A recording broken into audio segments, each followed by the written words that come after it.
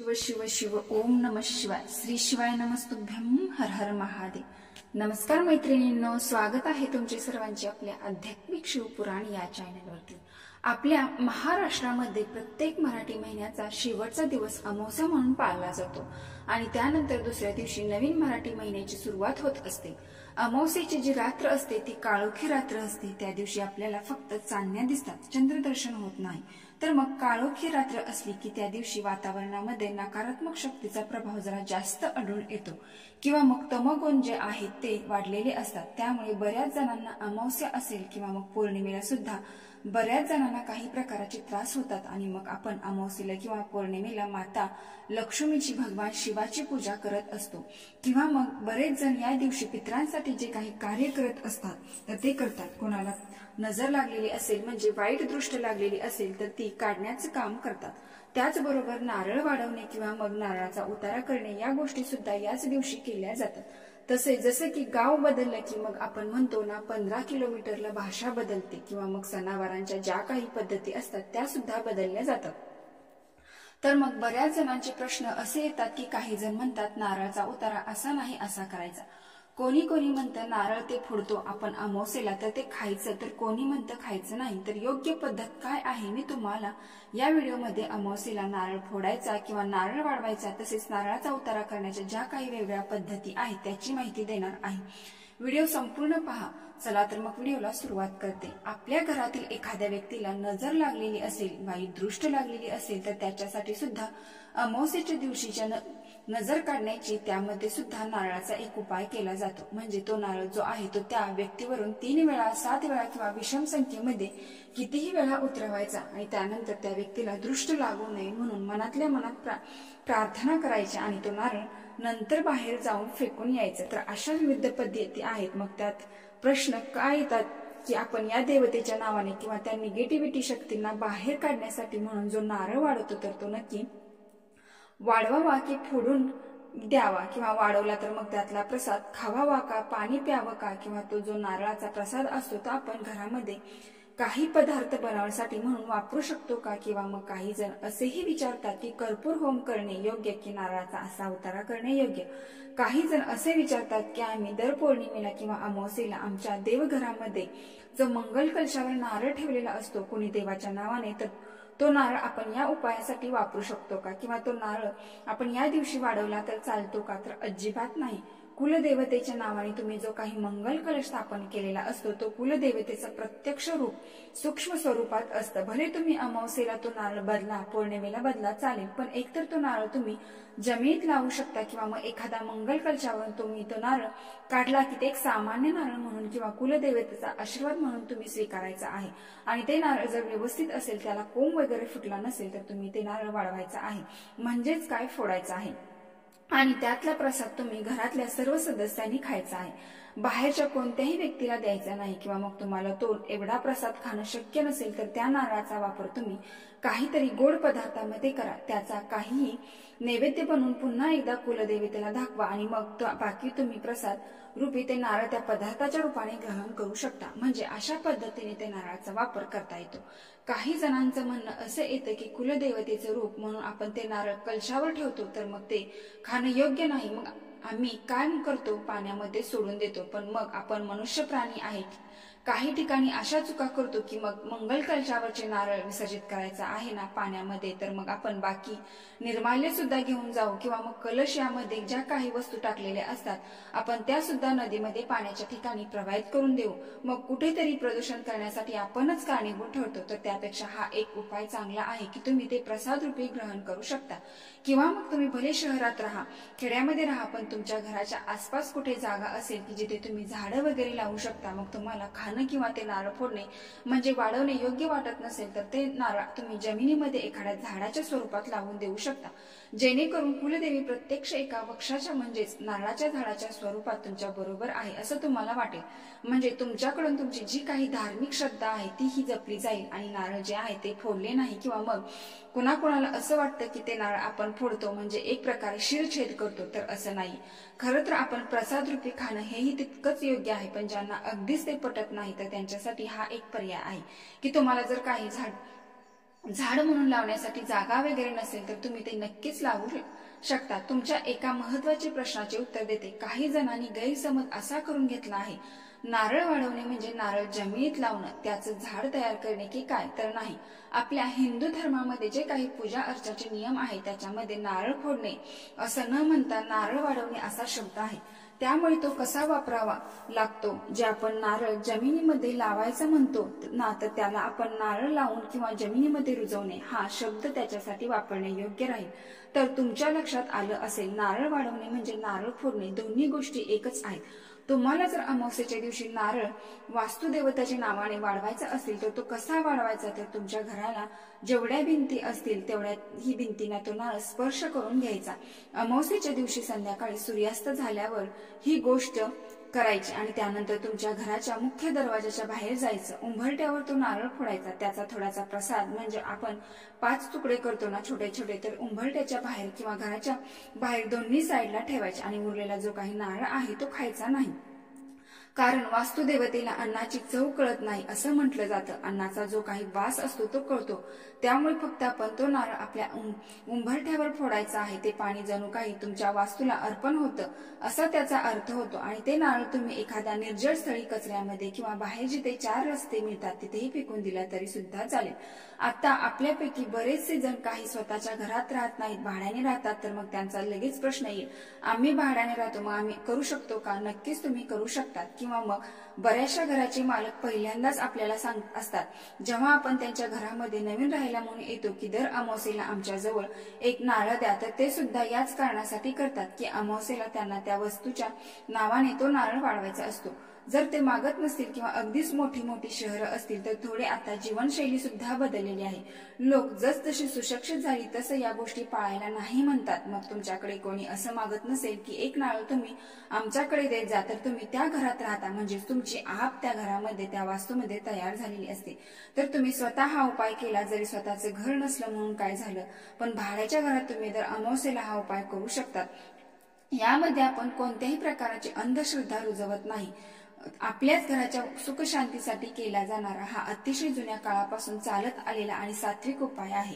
दुसरा उपाय अमावस्येला याच्यासाठी केला जातो, आपल्या घरामध्ये काही नकारात्मक शक्ती असतील, निगेटिव्हिटी एनर्जी असतील तर त्या निघून जाव्यात म्हणून एक प्रकारे नारळाचा हा बळी त्यांना दिला जातो. नकारात्मक शक्ती अर्थात दैत्यरूपी म्हणून आपण त्याच्याकडे बघतो, ज्या आपल्याला त्रास देतात. देवरूपी शक्ती आपल्याला आशीर्वाद देतात, त्या आपल्याला कधीही त्रास देत नाही. तर या आत्म्यांना किंवा या शक्तींना एक प्रकारे आपण तृप्त करण्यासाठी म्हणून हे नारळ आपल्या घराच्या मुख्य दरवाजाच्या बाहेर उंबरठ्यावर वाढवायचा. अगोदर ते दरवाजापासून उंबरठ्यापर्यंत 7 वेळा उतरवून घ्यायचं आणि त्यानंतर ते नारळ आपल्याला उंबरठ्यावर फोडायचं आहे. त्या नारळाला प्रसाद खायचा नाही, पाणी पण प्यायचं नाही. आता उंबरठ्यावर जे काही पाणी सांडलं जातं नारळ वाढवल्यानंतर, तर ते पाणी नंतर तुम्ही एखाद्या कोरड्या कपड्याने पुसून घ्या शकता. म्हणजे तुमच्याकडून एक प्रकारे त्या पाण्यामुळे उंबरठा सुद्धा पुसला जाईल. त्या पाण्यावर आपला पाय पडल्यानंतर घरामध्ये निगेटिव्हिटीही येणार नाही. हा उपाय सुद्धा तुम्हाला लक्षात घ्या, अमावस्येला सूर्यास्तानंतरच करायचा आहे. भले एखाद्या वेळेस असं झालं की अमावस्येची वेळ संपून गेलेली आहे, तरी पण हा उपाय जो उपाय आहे तो अमावस्येच्या दिवशी सूर्यास्तानंतरच केला जातो.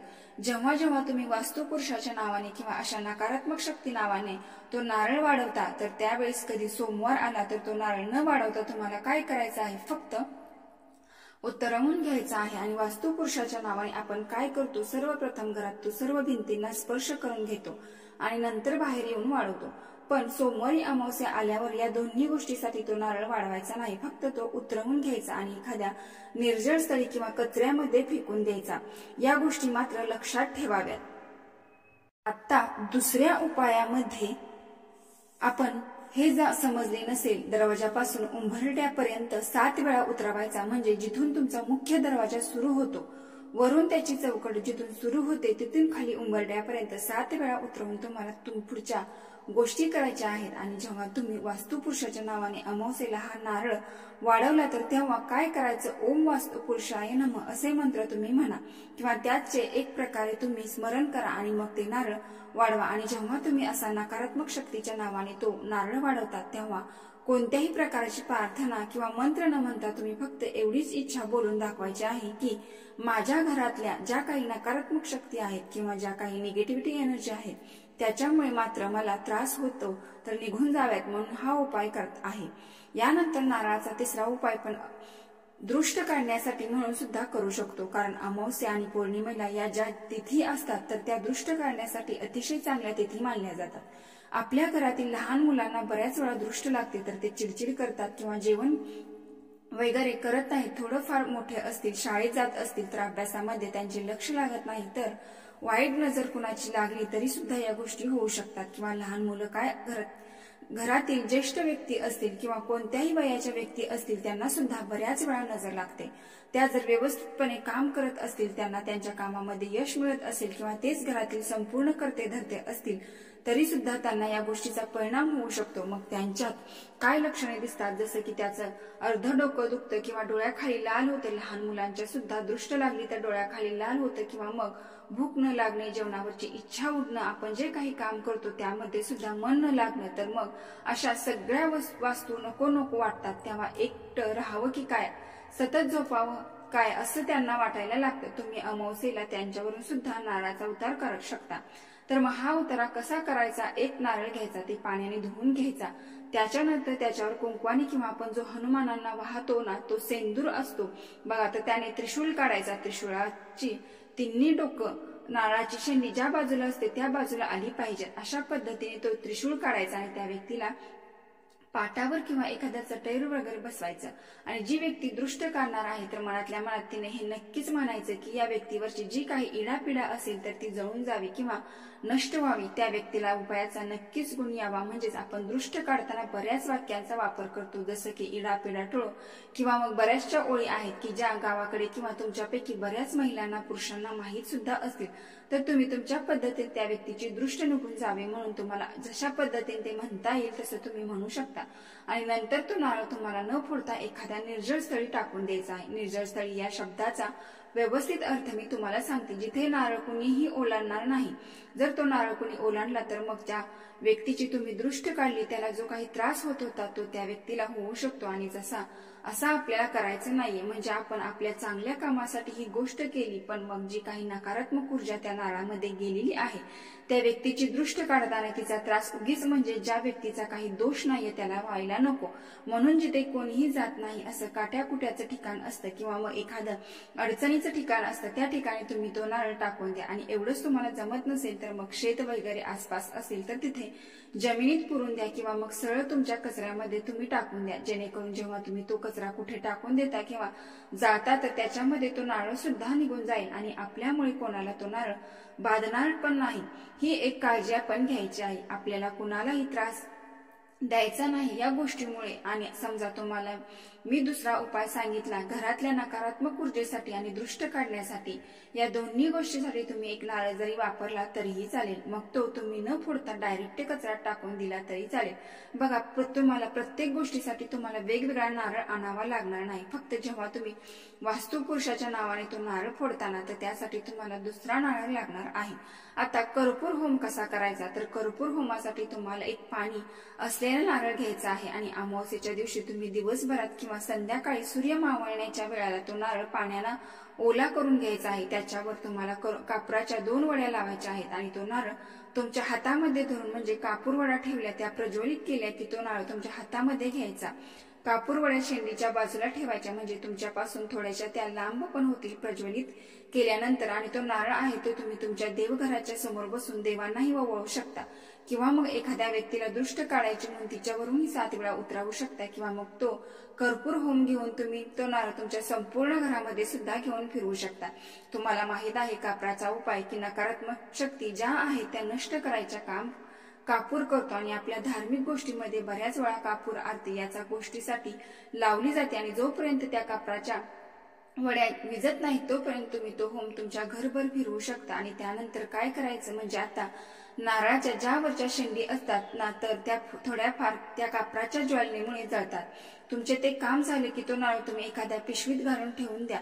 पुन्हा पुढच्या अमावस्येला काढा. असं करता तुम्ही प्रत्येक अमावस्येला हा उपाय केला तरी सुद्धा चालेल. तुमच्या घरातली सकारात्मकता वाढेल.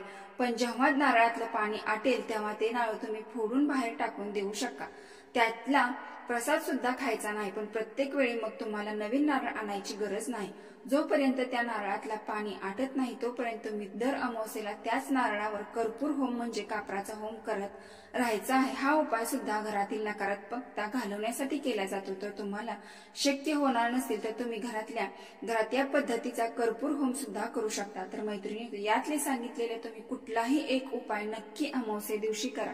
असं नाही की प्रत्येकच उपाय केला पाहिजे, तुम्हाला जो जमेल तो उपाय नक्की करा। तर मैत्रिणी, व्हिडिओ पूर्ण माहिती आवडली असेल तर आपल्या चॅनलला एक लाईक करून कमेंट बॉक्समध्ये हर हर महादेव टाईप करा। धन्यवाद।